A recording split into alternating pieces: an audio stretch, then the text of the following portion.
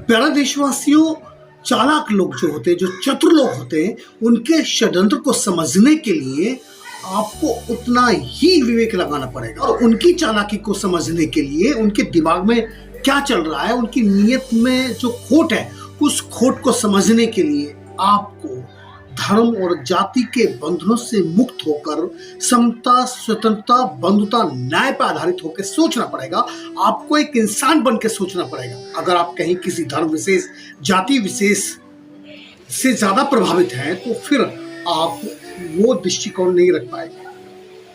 माननीय केजरीवाल जो दिल्ली के मुख्यमंत्री हैं, वो भाजपा पे आरोप लगा रहे हैं। वो बता रहे हैं कि उदयपुर में जो घटना घटी, उदयपुर में एक कन्हैया लाल के आदमी का जिन दो लोगों ने बड़ी प्रेमी के साथ में गला काटकर हत्या कर दी और उस हत्या की जांच के बाद पता लगा कि उनमें एक आदमी भाजपा का था और कश्मीर में एक लश्कर का जो आदमी पकड़ा गया, पता लगा कि वो भी भाजपा का वरिष्ठ नेता था। भाजपा के लोगों को बलात्कारी, आतंकवादी, भ्रष्टाचारी बताकर केजरीवाल क्या साबित करना चाहते हैं? इसके पीछे का जो दिमाग है, उनके दिमाग में क्या खुराफात चल रही है, उसको जब आप समझेंगे तब आप सही मायने में ये जान पाएंगे कि ये जो बता रहे हैं उसके पीछे उनके नियत में क्या है। उनकी नियत का जो खोट है आपके सामने आ जाएगा। मैं उनकी नियत का खोट आपको बताता हूँ। केजरीवाल जी ने कहा कि जब आंदोलन चल रहा था, उनसे पूछा गया कि तुम राजनीति में आओगे? बोले नहीं, मैं राजनीति में नहीं आऊंगा। मैं मेरी पत्नी, मेरी 2 बेटियों की कसम खाता हूं, मैं राजनीति में नहीं आऊंगा। राजनीति में आए उन्होंने, चलो भाई ठीक है, आगे राजनीति में आने के बाद उन्होंने कहा अगर हम राजनीति में आते हैं क्योंकि हम इस गटर में घुस के ही गंदगी को साफ करना पड़ेगा, चलो भी ठीक है, गटर में घुस के गंदगी को साफ करो। जब वो राजनीति में आगे आने के बाद उन्होंने ये कहा था कि जैसे और विधायक सरकारी खर्चे पर जिंदगी जीते हैं, मैं सरकारी खर्चे पर जिंदगी नहीं जीऊंगा। मैं बंगला नहीं लूंगा, मैं सिक्योरिटी नहीं लूंगा, मैं गाड़ी नहीं लूंगा। लेकिन वो सारी चीजें उनके पास में हैं। जिन चीजों का विरोध कर करके केजरीवाल जी सरकार में आए और उन्हीं को व्यवहार में लेके आ रहे हैं। मैं विरोधी नहीं हूं किसी जाति विशेष, धर्म विशेष और नेता विशेष का या पार्टी विशेष का। मैं पारदर्शिता में आपको दूध का दूध, पानी का पानी करना चाहता हूं। तो अब ये केजरीवाल क्यों पैदा हुआ, पहले हम थोड़ा इस पर बैक में जाएंगे। कांग्रेस ने एक लंबे समय तक राज किया देश पर और भारतीय संविधान को पूर्णतः लागू नहीं किया, टुकड़ों में थोड़ा बहुत किया, जिसका लाभ शोषित पीड़ित लोगों को मिला और उसका लाभ उठाकर वो पढ़ लिख कर, शिक्षित होकर, थोड़ा संसाधन संपन्न होकर वो भी राजनीति में, उनका भी राजनीतिक कद बढ़ने लगा। हर जगह वो रिप्रेजेंट करने लगे देश को। आरएसएस के लोगों ने संविधान को पढ़ा और पढ़ने के बाद ये पता लगा कि तो पक्ष में तो हम आ गए। अगर गलती से अम्बेडकराइट मूवमेंट खड़ा हो गया तो विपक्ष में अम्बेडकराइट लोग आ जाएंगे और अम्बेडकराइट लोग अगर आ गए तो फिर हम इनका शोषण नहीं कर पाएंगे, हम ज्यादा लंबे समय तक सत्ता में नहीं बने रहेंगे। तो जो राजा और जमींदार थे उन्होंने ही जनसंघ बनाया। जनसंघ से जनता दल बना, जनता दल से भारतीय जनता पार्टी बनी और विपक्ष में भारतीय जनता पार्टी खड़ी हो गई। भारतीय जनता पार्टी खड़ी होने के बाद कांग्रेस के खिलाफ आंदोलन होने लगे तो फिर भी कांग्रेस आ गई। सुप्रीम कोर्ट में ईवीएम के खिलाफ एक जजमेंट आया। सुप्रीम कोर्ट ने कहा कि ये ईवीएम मशीन से चुनाव नहीं होना चाहिए, इससे कि ईवीएम मशीन कंप्लीटली बैन हो जानी चाहिए। लेकिन सरकार फैसला लेती है सुप्रीम कोर्ट के भी ऊपर और यानी कि ईवीएम मशीन को फिर भी बैन नहीं किया गया। तो कांग्रेस के खिलाफ आरएसएस बीजेपी के लोगों ने ये प्लान बनाया कि हम पूरे देश में इनके खिलाफ आंदोलन करेंगे। और जब इस आंदोलन की पता लगी कांग्रेस को, तो सोनिया गांधी, मोहन भागवत और अटल जी से मुलाकात की और उस मुलाकात में उनसे पूछा कि आप हमारे खिलाफ आंदोलन करेंगे? अरे हाँ, आप ईवीएम मशीन से चुन के आए तो हम आपके खिलाफ आंदोलन करेंगे। बोले हम ये चाहते हैं आंदोलन ना करें। तो बोले ठीक है, हम आंदोलन नहीं करेंगे, लेकिन इसमें हमारा बेनिफिट कहाँ है?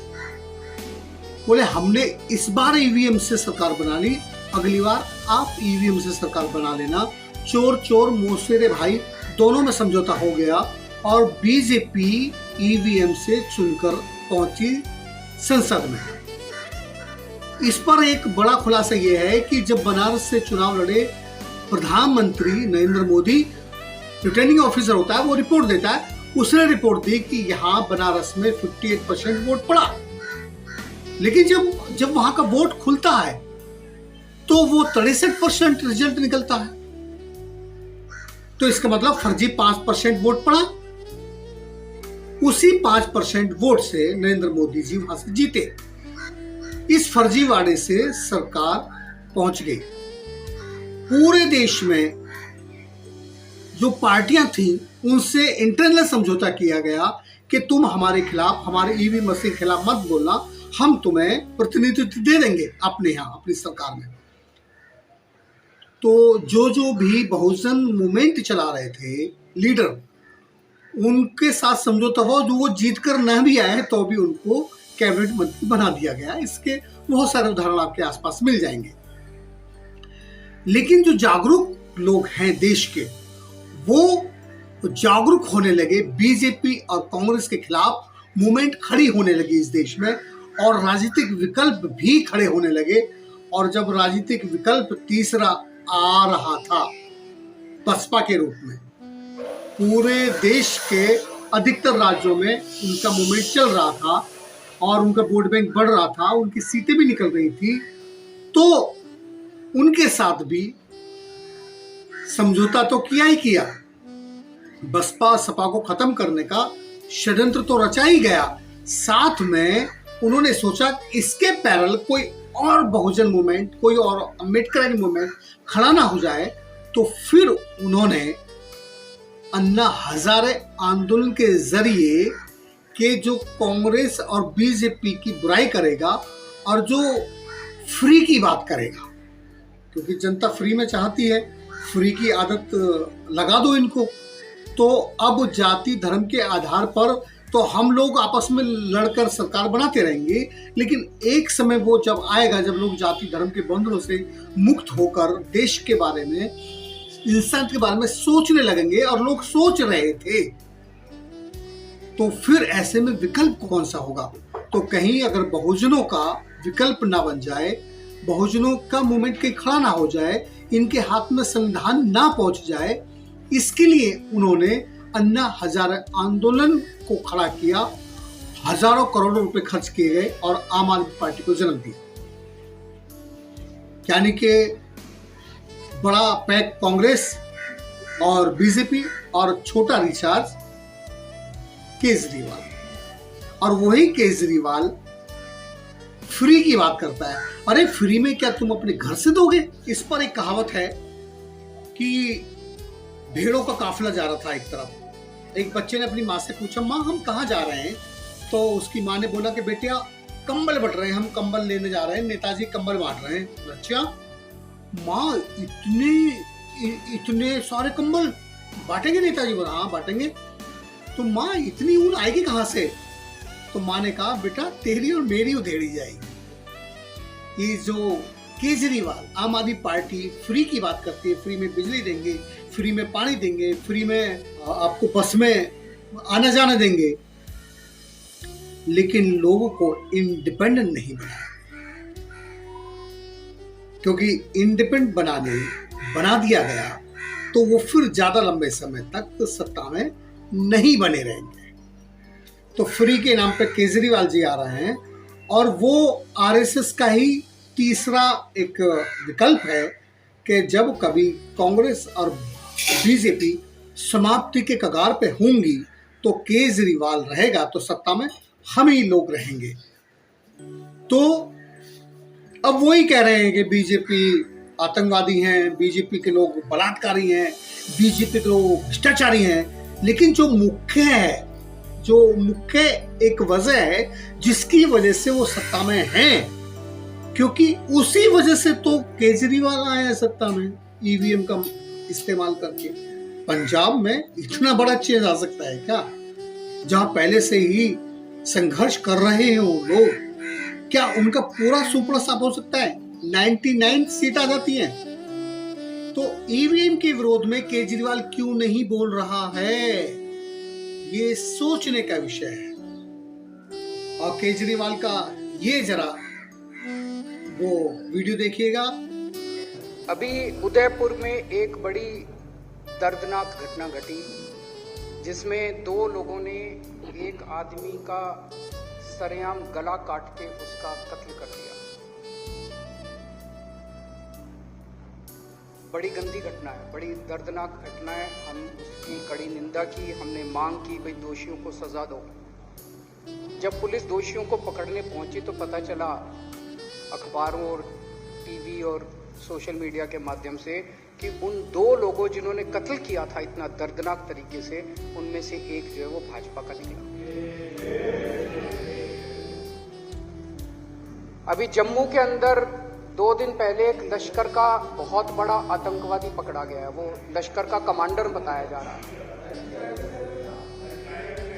वो बताते हैं कि भाजपा का एक वरिष्ठ नेता निकला। आज मैंने यहां आने के पहले, आप लोग भी करना है, गूगल करना रेपिस्ट्स इन बीजेपी, एक बड़ी लंबी लिस्ट आती है। बीजेपी के अंदर कौन कौन बलात्कारी हैं, उनकी लंबी लिस्ट आती है। तो मैंने आप लोगों की कईयों की पुलिस वो देखी थी, प्रेस कॉन्फ्रेंस वगैरह, आप लोग कहते थे बीजेपी लुच्चे, लफंगे, गुंडे, मवाली, बलात्कारियों की पार्टी है। इसमें अब आतंकवादी भी शामिल हो रहे हैं। पूरे देश में इन्होंने बड़े बड़े जिला ऑफिस खोले हैं। अब समझ में आया किस लिए खोले हैं। कहीं किसी जिले में कोई अपराध हो जाए, मैं आपको गारंटी दे रहा हूं, सबसे पहले अगर वहां की पुलिस इनके जिला ऑफिस पे रेड मार दे, अपराधी वहीं मिलेगा, वहीं मिलेगा आपको अपराधी। कहीं कोई बलात्कार हो जाए, बीजेपी में मिलेगा। कहीं कोई मर्डर हो जाए, या तो बीजेपी का हो गया, बीजेपी में जाके शामिल हो जाएगा। देखा आपने केजरीवाल का वीडियो। जितनी आजादी केजरीवाल को और असदुद्दीन ओवैसी को है, उतनी आजादी आपको या मुझको नहीं है। अगर आपने और हमने उनके खिलाफ इतना अगर बोल दिया तो हमको जेल की हवा खानी पड़ेगी। सिर्फ सिविलिंग के बारे में बात करने पर रतनलाल प्रोफेसर DU के उनको जेल में डाल दिया गया। और नुपुर ने इतना भद्दा कमेंट किया इस्लामिक धर्म पर, इस्लाम पर, और उसको आज तक गिरफ्तार नहीं किया गया। और हमारे एक भाई ने, दलित भाई ने नुपुर के खिलाफ अगर एक शब्द बोला तो उसको जेल में डाल दिया। यानी कि भोगने की आजादी उन्हीं को ही है जिनके ऊपर RSS का आशीर्वाद है। बाकी किसी को बोलने की आजादी नहीं है। ये भारतीय संविधान के आर्टिकल 19 के द्वारा अपनी बात रखने का राइट सबको है, बोलने का अधिकार सबको है, लेकिन उस राइट को भी छीना जा रहा है। कुल मिलाकर संविधान को खत्म ये लोग कर देना चाहते हैं। तो प्लीज मेरा निवेदन है, इनके षड्यंत्र को समझिए। जब तक आप विशेष जाति, विशेष धर्म से जुड़े रहेंगे तो आप इंसान नहीं बन पाएंगे, क्योंकि धर्म हमको एक दूसरे से अलग करता है और संविधान हमको यूनाइट करता है। सभी धर्मों की पॉलिसी है डिवाइड रूल पॉलिसी। वोट डालिए और राज कीजिए, अपने को बड़ा, दूसरों को नीच बताना क्या धर्म हो सकता है? नहीं, ये पाखंड है। सिर्फ भारतीय संविधान ही वो चीज है जो हमको एक सूत्र में बांधती है। भारतीय संविधान हमको अलग अलग नहीं बांटता, हमको यूनाइट करता है। तो प्लीज समझिए इनके षड्यंत्र को, भारतीय संविधान में विश्वास रखिए। और मैं फिर कभी मिलूंगा आपके साथ ऐसी किसी रिपोर्ट के साथ, ऐसी किसी जानकारी के साथ। लाइक कीजिए, सब्सक्राइब कीजिए, कमेंट्स कीजिए और हो सके तो इस विचार को आगे से अधिक बढ़ाइए। जय भीम, जय भारत, जय संविधान।